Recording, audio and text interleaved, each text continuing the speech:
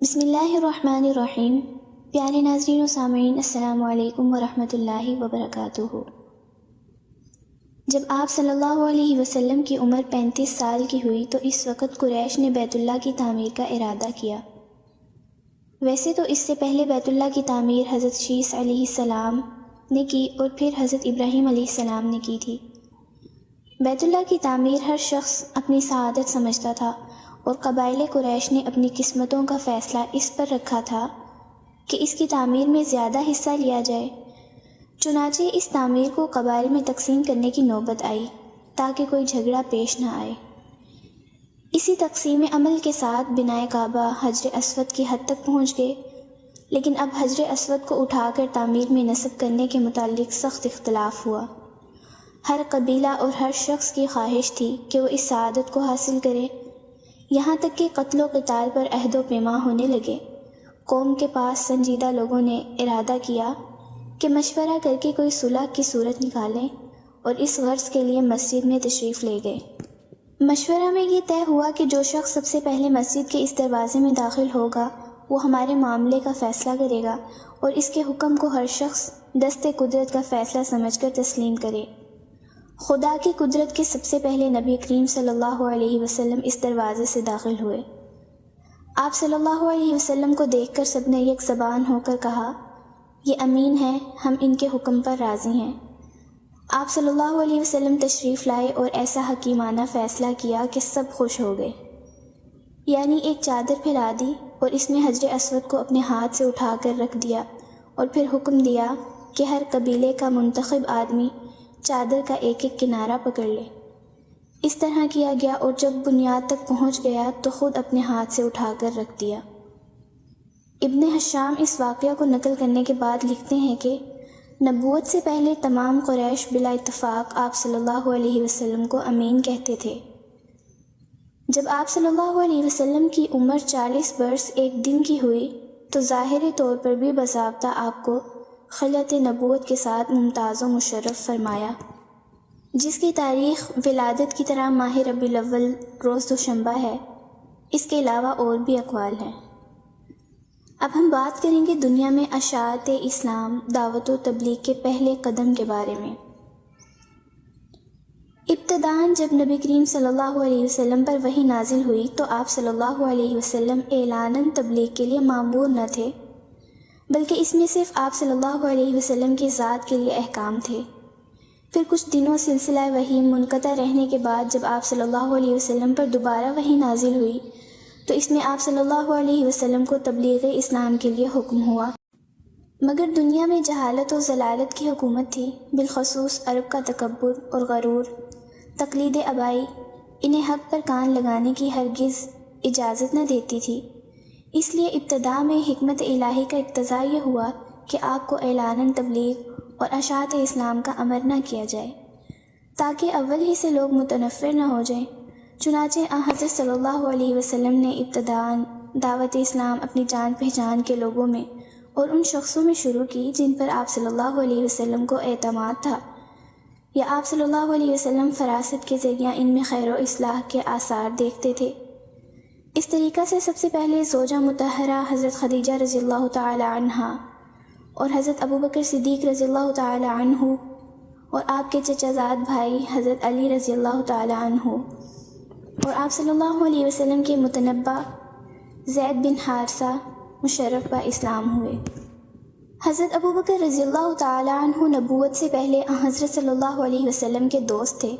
اور آپ صلی اللہ علیہ وسلم کی دیانت و اخلاق سے خوب واقف تھے۔ جب آپ صلی اللہ علیہ وسلم نے ان کو رسالت الہیہ کی خبر دی تو فوراً آپ رضی اللہ تعالی عنہ نے تصدیق کی اور کلمہ پڑھ کر مسلمان ہو گئے۔ ابوبکر صدیق اپنی قوم کے مسلم بزرگ تھے، تمام معاملات میں لوگ ان پر اعتماد کرتے تھے۔ اسلام میں داخل ہونے کے بعد آپ رضی اللہ تعالی عنہ نے بھی ان لوگوں کو دعوت اسلام دینی شروع کی جن میں کچھ صلاح و خیر کے آثار دیکھے۔ چنانچہ حضرت عثمان، عبد الرحمن بن عوف، سعد بن ابی وقاص، زبیر بن العوان اور طلحہ بن عبید اللہ رضی اللہ تعالی عنہ نے ان کی دعوت قبول کی اور آپ رضی اللہ تعالی عنہ ان سب کو حضرت صلی اللہ علیہ وسلم کی خدمت میں لے گئے اور سب کے سب مسلمان ہو گئے۔ ان کے بعد ابو عبیدہ بن جراح، عبیدہ بن حارث بن عبد المطلب، سعید بن زید، ابو سلمہ، خالد بن سعید بن عاص، عثمان بن مظعون رضی اللہ تعالی عنہ، اور ان کے دونوں بھائی قدامہ رضی اللہ تعالی عنہ اور عبید اللہ رضی اللہ تعالی عنہ اور ارقم بن ارقم رضی اللہ تعالی عنہم اجمعین مشرف با اسلام ہوئے۔ یہ سب کے سب قریش میں سے تھے، اور غیر قریش میں سے صہیب رومی، عمار بن یاسر، ابو ذر غفاری، عبداللہ بن مسعود اسلام میں داخل ہوئے۔ اس وقت تک یہ دعوت اسلام محض خفیہ جاری تھی، عبادات اور اعمال شریعہ بھی چھپ کر، یہاں تک کہ بیٹا باپ سے اور باپ بیٹے سے چھپ کر نماز پڑھتا تھا۔ جب مسلمانوں کی تعداد 30 سے بڑھ گئی تو حضرت صلی اللہ علیہ وسلم نے ان کے لیے ایک وسیع گھر مقرر کیا جس میں سب جمع ہو جایا کرتے تھے، اور آپ صلی اللہ علیہ وسلم ان کو تعلیم فرماتے تھے۔ اس طریقہ کی دعوت اسلام 3 سال تک جاری رہی۔ اسی دوران میں قریش کی ایک خاصی جماعت اسلام میں داخل ہو گئی، اور پھر اور بھی لوگ داخل ہونے شروع ہو گئے، اور یہ خبر مکہ میں پھوٹ نکلی اور لوگوں میں جا بجا اس کا چرچا ہونے لگا، اور اب اعلاناً دعوت حق کا وقت آ پہنچا تھا۔ 3 سال کے بعد جب کہ کثرت سے مرد عورت اسلام میں داخل ہونے لگے اور لوگوں میں اس کا چرچا ہوا، تو خداوند عالم نے حضرت محمد صلی اللہ علیہ وسلم کو فرمایا کہ علل اعلان لوگوں کو کلمہ حق پہنچائیں۔ آپ صلی اللہ علیہ وسلم نے فوراً اس حکم کی تعمیل کی اور مکہ کی پہاڑی صفا پر چڑھ کر اور قبائل قریش کا نام لے لے کر آواز دی۔ جب تمام قبائل جمع ہو گئے تو آپ صلی اللہ علیہ وسلم نے سب سے دریافت کیا کہ اگر میں آپ کو یہ خبر دوں کہ غنیم کا لشکر تم پر چڑھا چلا آ رہا ہے اور قریب ہے کہ تم پر حملہ کر دے، تو کیا تم میری تصدیق کرو گے؟ سب یہ سن کر یک زبان ہو کر بولے، بے شک ہم آپ کی خبر کو بالکل حق سمجھیں گے، کیونکہ ہم نے آج تک کبھی آپ کو جھوٹ بولتے نہیں دیکھا۔ اس کے بعد آپ صلی اللہ علیہ وسلم نے فرمایا کہ میں تمہیں خبر دیتا ہوں کہ تم نے اپنے باطل عقائد کو نہ چھوڑا تو خدا تعالیٰ کا سخت عذاب تم پر آنے والا ہے، اور فرمایا جہاں تک مجھے معلوم ہے دنیا میں کوئی انسان اپنی قوم کے لیے اس تحفہ سے بہتر تحفہ نہیں لے کر آیا جو میں تمہارے لیے لایا ہوں۔ میں تمہارے لیے دین و دنیا کی فلاح و بہبود لے کر آیا ہوں، اور خداوند عالم نے مجھے فرمایا ہے کہ تمہیں اس کی طرف دعوت دوں۔ خدا کی قسم اگر میں دنیا کے تمام انسانوں سے جھوٹ بولتا تب بھی تمہارے سامنے جھوٹ نہ بولتا، اور اگر ساری دنیا کو دھوکہ دیتا تب بھی تمہیں دھوکہ نہ دیتا۔ اس ذات کی قسم جو ایک ہے اور جس کا کوئی شریک نہیں، میں تمہاری طرف خصوصاً تمام عالم کی طرف خدا تعالیٰ کا رسول پیغمبر ہوں۔ یہ دعوت و تبلیغ کا سلسلہ اسی طرح جاری رہا۔ عرب کو جب یہ معلوم ہوا کہ آپ کی وحی میں ان کے بتوں کی حقیقت کھولی گئی ہے، ان کے پرستش کرنے والوں کی بے وقوفی ظاہر کی گئی ہے، تو آپ صلی اللہ علیہ وسلم کی عداوت کے لیے کھڑے ہو گئے، اور ان کی ایک جماعت آپ صلی اللہ علیہ وسلم کے چچا ابو طالب کے پاس آئی کہ وہ آپ صلی اللہ علیہ وسلم کو اس قسم کی باتوں سے روک دیں اور یا آپ ان کی حمایت چھوڑ دیں۔ ابو طالب نے ایک عمدہ پیرائی میں جواب دیا، اور حضرت صلی اللہ علیہ وسلم اسی طرح کلمہ حق کی نشر و اشاعت میں سرگرم اور بتوں کی عبادت سے لوگوں کو منع کرتے رہے۔ جب عرب کو اس پر صبر نہ ہو سکا تو پھر ابو طالب کے پاس آئے اور سختی سے ان سے مطالبہ کیا کہ آپ اپنے بھتیجے کو اس سب سے منع کریں،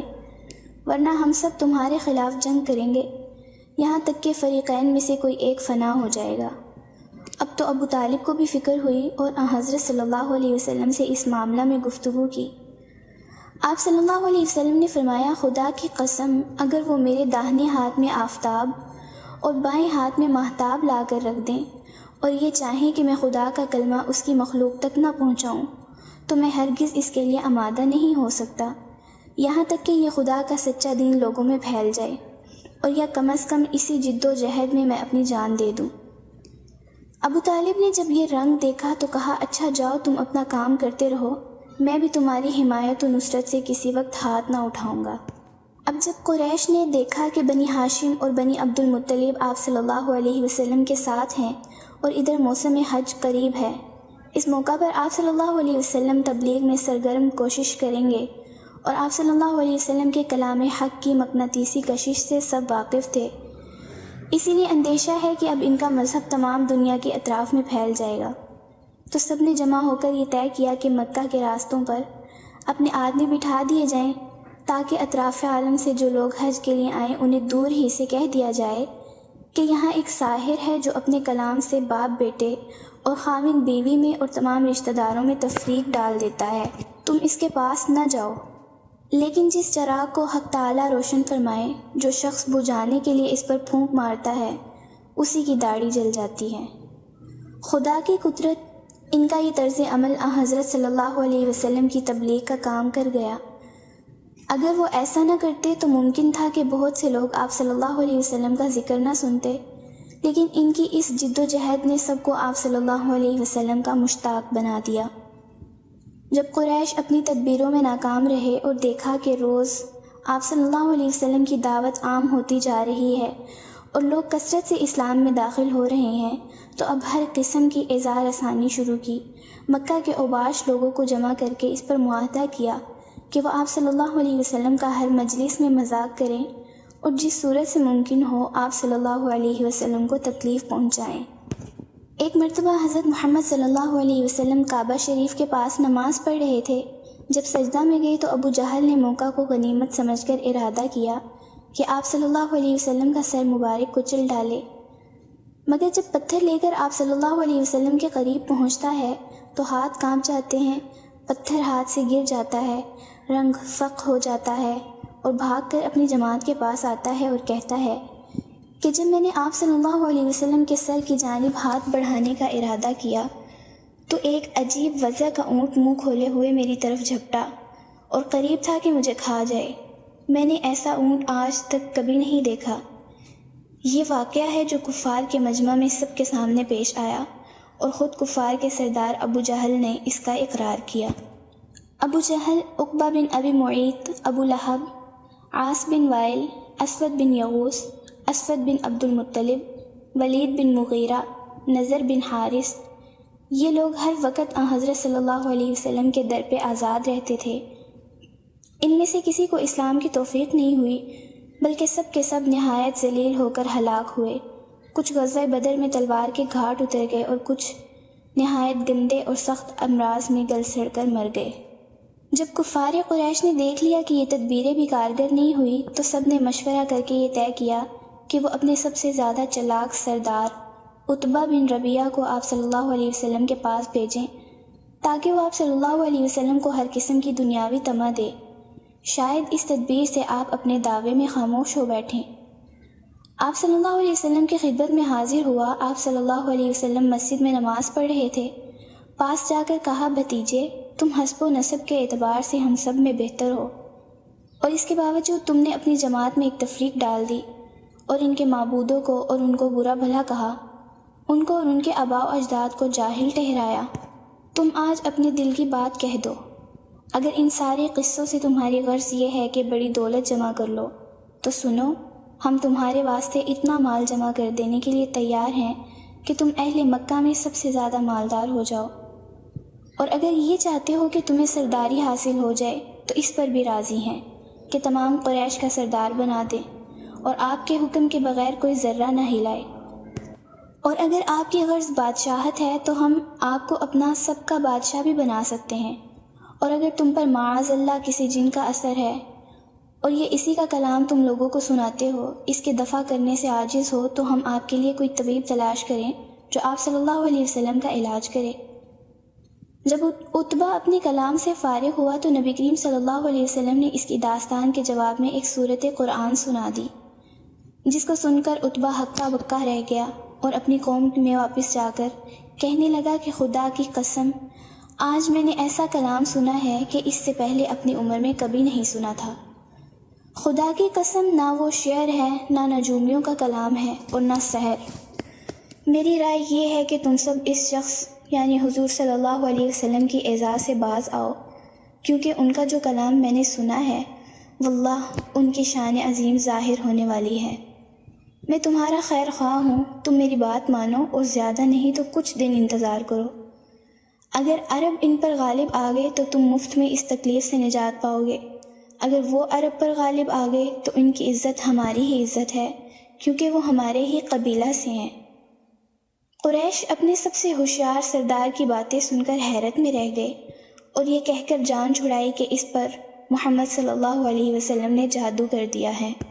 جب قریش کا کوئی حیلہ کارگر نہ ہوا تو اب نبی کریم صلی اللہ علیہ وسلم کے ساتھ آپ صلی اللہ علیہ وسلم کے صحابہ کرام اور متعلقین و اقربا کو بھی ستانا اور طرح طرح کی ایذائیں دینا شروع کیا۔ حضرت بلال رضی اللہ تعالی عنہ اور دیگر صحابہ کرام کو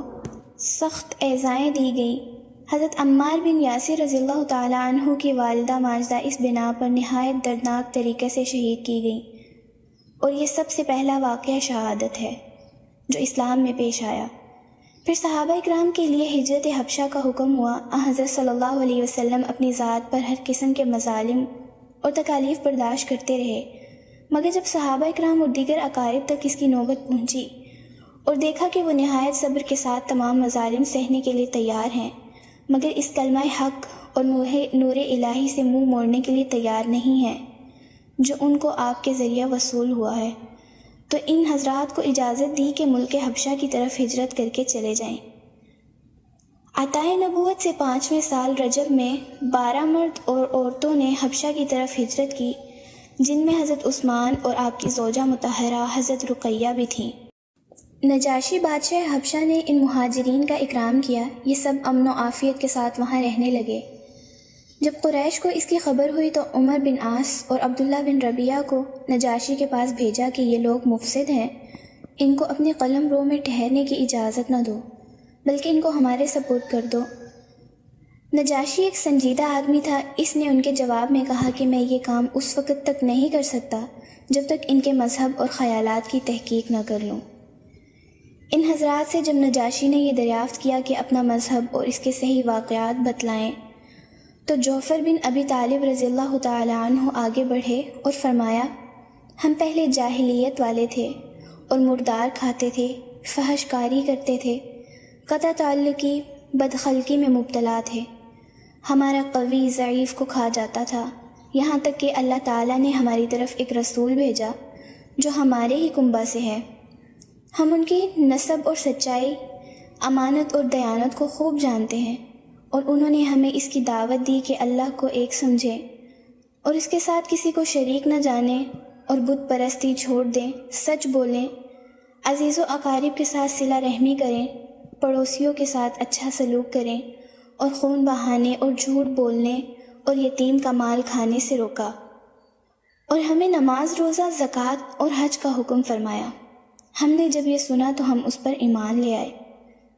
نجاشی یہ سن کر متاثر ہوا، قریش کے دونوں قاصدوں کو واپس کر دیا اور مسلمان ہو گیا۔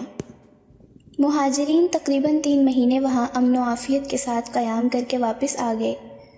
اس وقت حضرت فاروق اعظم بھی حضرت صلی اللہ علیہ وسلم کی دعا کی برکت سے مشرف با اسلام ہو گئے تھے۔ اس وقت مسلمانوں کی مردم شماری 40 مرد اور 11 عورتوں سے زیادہ نہ تھی۔ فاروق اعظم حضرت عمر رضی اللہ تعالی عنہ کے داخل اسلام ہونے سے مسلمانوں کو ایک قسم کی شوکت حاصل ہوئی، اور وہ لوگ جو دلائل واضح کے ذریعے سے اسلام ظاہر نہ کرتے تھے اب اعلانیہ اسلام میں داخل ہونے لگے۔ اس طرح قبائل عرب میں اسلام پھیلتا اور ترقی کرتا رہا۔ جب قریش نے دیکھا کہ حضرت صلی اللہ علیہ وسلم اور صحابہ رضی اللہ تعالی عنہ کی عزت روز بروز ترقی کرتی جا رہی ہے اور بادشاہ حبشہ نے بھی مسلمانوں کا احترام کیا، تو انہیں اپنا انجام نظر آنے لگا۔ تمام قریش نے یہ طے کیا کہ بنی عبد المطلب اور بنی ہاشم سے مطالبہ کیا جائے کہ وہ اپنے بھتیجے کو ہمارے سپرد کر دیں، ورنہ ہم ان سے بالکل قطع تعلق کر دیں گے۔ مگر بنی عبد المطلب نے اس کو منظور نہ کیا، تو با اتفاق رائے یہ عہد نامہ لکھا گیا کہ بنی ہاشم اور بنی عبد المطلب سے بالکل مقاطعہ کیا جائے، رشتے ناتے، نکاح و خرید و فروخت سب بند کر دیا جائے، اور یہ عہد نامہ بیت اللہ کے اندر معلق کر دیا گیا۔ ایک پہاڑ کی گھاٹی میں حضرت محمد صلی اللہ علیہ وسلم اور آپ صلی اللہ علیہ وسلم کے تمام رفقاء و اقرباء کو مقید کر دیا گیا۔ اس وقت ابو لہب کے سوا تمام بنی ہاشم اور بنی عبد المطلب کے تمام افراد بلا امتیاز، مسلم و کافر سب کے سب ابو طالب کے ساتھ رہے اور اس گھاٹی میں مقید و محصور ہو گئے۔ سب طرف سے آمد و رفت ہونے کے راستے بند تھے، شدت بھوک سے درختوں کے پتے کھانے کی نوبت آئی۔ حالت دیکھ کر رسول اللہ صلی اللہ علیہ وسلم نے دوبارہ صحابہ اکرام کو حبشہ کی طرف ہجرت کرنے کے لیے فرمایا۔ اس مرتبہ ایک بڑے قافلے نے ہجرت کی جس کی تعداد 83 مرد اور 12 عورتیں بیان کی جاتی ہیں، اور پھر ان کے ساتھ یمن کے مسلمان بھی مل گئے جن میں حضرت ابو موسیٰ اشعری اور ان کی قوم بھی تھی۔ ادھر نبی کریم صلی اللہ علیہ وسلم اور باقی آل و اصحاب نے تقریباً 3 سال مظالم اور مصائب کے ساتھ بسر کیے۔ اس کے بعد چند آدمی اس عہد کو توڑنے اور آپ صلی اللہ علیہ وسلم پر سے یہ محاصرہ اٹھا دینے پر آمادہ ہوئے۔ ادھر حضرت صلی اللہ علیہ وسلم کو بذریعہ وحی بتلایا کہ اس عہد نامہ کو دیمک نے کھا لیا ہے اور بجز خدا کے نام کے اس میں کوئی حرف نہیں چھوڑا۔ آپ صلی اللہ علیہ وسلم نے لوگوں سے بیان کیا، دیکھا تو ٹھیک اسی طرح نکلا جیسا کہ آپ صلی اللہ علیہ وسلم نے فرمایا تھا۔ الغرض آپ سے محاصرہ اٹھا دیا گیا۔ اسی عرصہ میں حضرت طفیل بن عمر دوسی رضی اللہ تعالیٰ عنہ جو نہایت شریف اور اپنی قوم کے سردار تھے، حضرت صلی اللہ علیہ وسلم کی خدمت میں حاضر ہوئے اور اسلام کی حقانیت سے ان کے اخلاق کو دیکھ کر مسلمان ہو گئے اور عرض کیا، یا رسول اللہ، میری قوم میں میری بات مانی جاتی ہے، میں جا کر ان کو دعوت دیتا ہوں، مگر آپ اللہ تعالیٰ سے دعا کیجئے کہ میرے ساتھ کوئی ایسی کھلی ہوئی علامت ظاہر کر دی جائے جس کے ذریعہ سے میں ان کو اپنی باتوں کا یقین دلا سکوں۔ آپ صلی اللہ علیہ وسلم نے دعا فرمائی تو اللہ تعالیٰ نے ان کی پیشانی پر ایک ایسا نور چمکا دیا کہ جو اندھیرے میں ایک نہایت روشن چراغ کی طرح چمکتا تھا۔ جب طفیل بن عمر رضی اللہ تعالیٰ عنہم اپنی قوم کے پاس گئے تو یہ خیال ہوا کہ کہیں میری قوم اس نور کو مصیبت اور بیماری نہ سمجھے اور یہ نہ کہے کہ اسلام قبول کرنے کی وجہ سے مجھ پر یہ مرض مسلط ہو گیا ہے، اس لیے دعا کی کہ یہ آپ کے تازیانہ میں آ جائے۔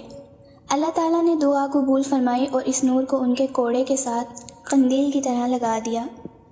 اپنے قبیلے میں پہنچ کر تبلیغ کی، کچھ لوگ آپ کی سعی سے مسلمان ہو گئے، مگر چونکہ ان کے گمان کے مطابق زیادہ نہ ہوئے، اس لیے حضرت صلی اللہ علیہ وسلم کی خدمت میں حاضر ہو کر عرض کیا، آپ صلی اللہ علیہ وسلم دعا فرمائیے کہ میری سعی کامیاب ہو۔ آپ صلی اللہ علیہ وسلم نے دعا فرمائی اور ارشاد فرمایا، جاؤ اب تبلیغ کرو اور نرمی سے کام لو۔ طفیل بن عمر لوٹے اور پھر لوگوں کو اسلام کی طرف بلایا اور خدا کے فضل سے ایسے کامیاب ہوئے کہ غزوہ خندق کے بعد 70-80 گھرانے مسلمان ہو کر کے غزوہ خیبر میں اپنے ساتھ لائے اور سب شریک جہاد ہوئے۔ اسی عرصہ میں آپ صلی اللہ علیہ وسلم کے چچا ابو طالب کی وفات ہو گئی۔ یہ سانحہ نبوت سے 10 سال ماہ شوال میں پیش آیا اور اس کے 3 دن بعد حضرت خدیجہ رضی اللہ تعالی عنہ کی وفات ہو گئی، اور اسی لیے حضرت صلی اللہ علیہ وسلم نے اس سال کو غم کا سال فرمایا۔ اور اسی سال حضرت سودا سے آپ صلی اللہ علیہ وسلم کا نکاح ہوا، اور بعض روایات میں ہے کہ حضرت عائشہ کے بعد ان سے نکاح ہوا۔ ابو طالب کی وفات کے بعد قریش کو موقع مل گیا اور آپ صلی اللہ علیہ وسلم کو ایذا پہنچانے کا کوئی طریقہ نہیں چھوڑا۔ جب آپ صلی اللہ علیہ وسلم کو اہل مکہ کے قبول اسلام سے مایوسی کی صورت پیدا ہونے لگی تو اسی سال یعنی 10 نبوی میں زید بن حارثہ رضی اللہ تعالیٰ عنہ کو ساتھ لے کر طائف تشریف لے گئے اور اہل طائف کو کلمہ حق کی دعوت دی اور 1 ماہ تک متواتر ان کی تبلیغ و ہدایت میں مصروف رہے، مگر ایک شخص کو بھی قبول حق کی توفیق نہ ہوئی۔ ظالموں نے اپنے شہر کے چند اوباش لوگوں کو سکھا دیا کہ آپ صلی اللہ علیہ وسلم کو تکلیف پہنچائیں۔ یہ سنگ دل بد نصیب اس سرور کائنات کے در پہ ہو گئے کہ شان رحمت للعالمین مانے نہ ہو۔ طائف اور طائف کے بسنے والوں کا نام و نشان ہستی سے مٹایا جا سکتا تھا۔ ان بدبخت لوگوں نے آپ صلی اللہ علیہ وسلم پر پتھر برسانے شروع کیے، جن سے سرور عالم صلی اللہ علیہ وسلم کے قدم شریف زخمی ہو جاتے تھے۔ زید بن حارثہ جس طرف سے پتھر آتا ہوا دیکھتے، اس طرف خود کھڑے ہو کر حضرت صلی اللہ علیہ وسلم کو بچاتے اور پتھر کو اپنے سر پر لے لیتے تھے، یہاں تک کہ حضرت زید رضی اللہ تعالی عنہ کا سر زخمی ہو گیا۔ بالآخر رحمت عالم صلی اللہ علیہ وسلم 1 ماہ کے بعد طائف سے اس طرح واپس ہوئے کہ آپ کے ٹخنے شریف لہو لہان تھے، مگر اس زبان پر حرف بد دعا اس وقت بھی نہ آتا تھا۔